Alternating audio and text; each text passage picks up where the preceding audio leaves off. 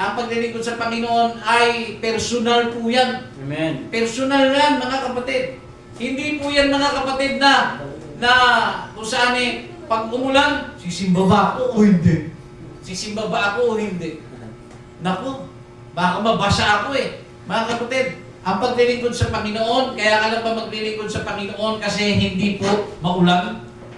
At kaya ka lang ba maglilingkod sa Panginoon kasi komportable ka? Tatandaan niyo po, mga kapatid, nasusubok ang ating paglilingkod sa ating Panginoon. Hindi lamang sa panahon na komportable ka, kundi sa panahon hindi ka komportable. Dahil sa panahon hindi ka komportable, mga kapatid, doon lumilitaw ang tunay na paglilingkod ng isang tao. Amen. Praise the Lord. Kailangan natin maintindihan, mga kapatid, na ang paglilingkod sa Panginoon ay puno ng kapagsubukan. Hindi po nangako ang Diyos, hindi po nangako si Kristo na kapag ikaw ay naglingkod, lahat ng dadaanan mo ginto agad.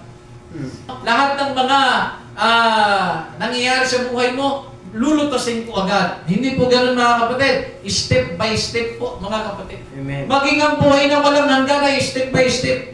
Although na nangako na ang Diyos na magkakaroon tayo ng buhay na walang hanggan, ngunit kailangan po natin tindigan at patunayan sa Panginoon na tayo'y karapat-dapat sa buhay na walang hanggan na Kanya pong ipinangako sa bawat isa sa atin. Amen. Praise God.